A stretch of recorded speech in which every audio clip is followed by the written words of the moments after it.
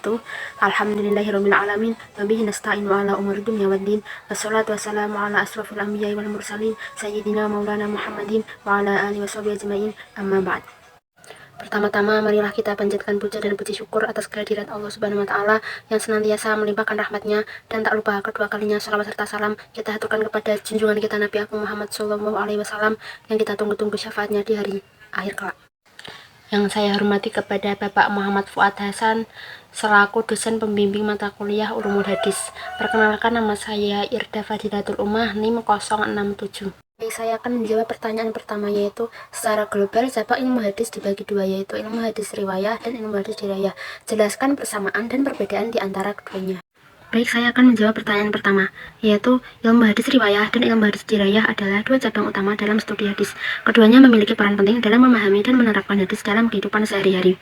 Ilmu hadis riwayah berkaitan dengan transmisi hadis, termasuk cara pengumpulan, penulisan, dan penyampaian hadis dari satu generasi ke generasi berikutnya. Ini melibatkan studi tentang perawi atau orang yang menceritakan hadis, isnad atau rantai transmisi, dan matan isi hadis itu sendiri. Tujuan utamanya adalah untuk memastikan keaslian dan keakuratan hadis. Sementara itu, ilmu hadis dirayah berkaitan dengan pemahaman dan interpretasi hadis. Ini melibatkan analisis teks hadis, penafsiran maknanya, dan penerapannya dalam konteks hukum Islam. Tujuan utamanya adalah untuk memahami pesan dan hikmah yang terkandung dalam hadis. Jadi persamaannya adalah keduanya merupakan bagian penting dalam studi hadis dan berfokus pada hadis sebagai sumber hukum dan petunjuk dalam Islam. Perbedaannya terletak pada fokus studi masing-masing. Riwayah lebih pada transmisi dan keaslian hadis, sementara dirayah lebih pada pemahaman dan interpretasi hadis. Pertanyaan kedua, yaitu di antara cabang ilmu hadis ialah ilmu rijalul hadis dan ilmu jarwa al-ta'dil. Jika dilihat secara sederhana, keduanya memiliki bahasan yang sama, yaitu sama-sama membahas keadaan para perawi, namun keduanya merupakan cabang ilmu hadis yang berdiri sendiri. Jelaskan perbedaan antara ilmu rijalul hadis dan ilmu jarwa al-ta'dil. Baik, saya akan menjawab pertanyaan kedua, yaitu ilmu rijalul hadis dan ilmu jarwa al-ta'dil memang sama-sama membahas tentang perawi hadis, namun fokus dan tujuannya berbeda. Ilmu rijalul hadis adalah cabang ilmu hadis yang mempelajari tentang biodata dan keadaan para perawi hadis. Ini termasuk latar belakang mereka, kehidupan pribadi, karakter, kejujuran, dan keandalan mereka dalam meriwayatkan hadis. Tujuan utamanya adalah untuk mengetahui kredibilitas dan keandalan perawi. Sementara itu, ilmu jarwa al-ta'dil lebih spesifik. Ini adalah cabang ilmu hadis yang mempelajari penilaian terhadap perawi hadis. Jar berarti kritik atau penolakan, dan ta'dil berarti pujian atau penerimaan.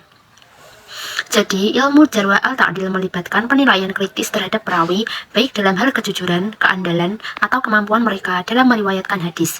Jadi, perbedaannya terletak pada fokus dan tujuan studi. Ilmu rijalul hadis lebih umum dan berfokus pada biodata dan keadaan perawi, sementara ilmu jarwa al-ta'dil lebih spesifik dan berfokus pada penilaian kritis terhadap perawi. Pertanyaan ketiga, yaitu jelaskan apa manfaat yang Anda rasakan setelah mengikuti mata kuliah Ulumul Hadis. Baik, saya akan menjawab pertanyaan ketiga, yaitu manfaat yang saya rasakan setelah mengikuti mata kuliah Ulumul Hadis, yaitu yang pertama, saya bisa lebih memahami hadis. Mata kuliah ini membantu saya untuk memahami hadis secara lebih mendalam, termasuk konteks, makna, dan aplikasinya dalam kehidupan sehari-hari. Yang kedua, saya bisa membedakan hadis sahih dan dhaif. Dengan pengetahuan ini, saya dapat membedakan antara hadis yang sahih atau autentik dan dhaif atau yang lemah. Yang penting untuk memastikan bahwa mereka mengikuti ajarannya benar dan sahih. Yang ketiga, yaitu bisa meningkatkan keimanan. Memahami hadis dapat membantu meningkatkan keimanan dan ketakwaan, karena hadis adalah sumber penting dari ajaran dan hikmah Islam. Selanjutnya, yang keempat, yaitu saya dapat menerapkan hadis dalam kehidupan sehari-hari. Dengan memahami hadis, saya dapat menerapkan ajarannya dalam kehidupan sehari-hari, membantu saya untuk hidup sesuai dengan ajaran Islam. Dan yang terakhir, yaitu ulumul hadis bisa menjadi sumber referensi bagi mereka yang ingin mengajar karir dalam studi Islam. Pengetahuan tentang ulumul hadis bisa menjadi sumber referensi yang sangat berharga. Sekian dari saya. Apabila ada kesalahan, saya mohon maaf yang sebesar-besarnya. Billahi taufiq wal hidayah, waridha wal inayah. Wassalamualaikum warahmatullahi wabarakatuh.